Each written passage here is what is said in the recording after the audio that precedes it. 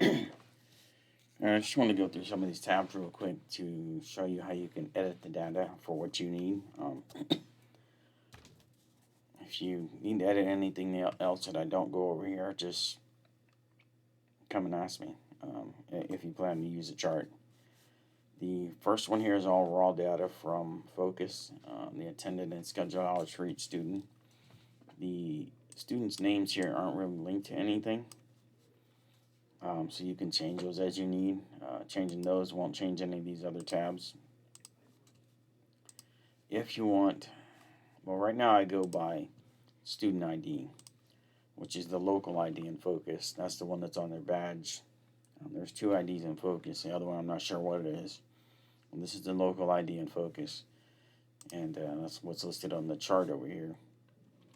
If you decide you want to go by their actual name or some type of code name, all you have to do is change it in here and it'll change it on the chart. So if I change that one, you can see it changes the name here. So you can put code names or put their real name, whatever you choose.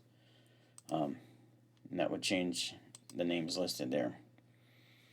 The above and below here is going off this percentage, whether it's above or below 85%. And that's what allows me to do the chart with the two different colors. If you don't need, because the chart goes all the way down to row 34. If you don't need that many, you can change that in the chart here. Just right click, go to select data. And you see it's showing all these. So this chart data range is the above and below over here. So if we just do that down to, let's say 25 there. Now you'll see that also changes down here. This was the IDs here. So since I changed that, I got to change this also. Go back to that tab, go down to 25. So now I got just the first 25 names, the first 25 lines that are there. So change it as you need. Use it if you like. If you have any questions, don't hesitate to come over here and ask me. This data over here, you can ignore it, delete it, play with it if you want. I was just trying to create a chart that looked like what Ms. Chavez was showing us in our meeting with this bell chart to see how we have outliers. Like I have these two here, which are this 58 and this 64. If you don't want it, just delete those lines and delete the chart. Also on anything in here that you need to change, like not everyone offers the same certifications, or you may not want 2 mock interviews, you may want 3 or 1 on any of these.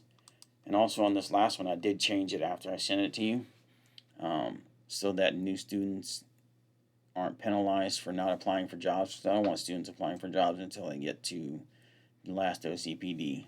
But any of these in here that you want to change, just click on there and go to data validation, and here are the options in there. So if I wanted to add a maybe, you can just do that, and that adds it to the one cell. So now I got a maybe there, and then all I'd have to do is copy that and paste it to all these. Now be wary that when you do that, it's going to change all these to that same answer. So if I copy that, and I already have them all set up as yes and no, and I go down and paste, it changes them all to no.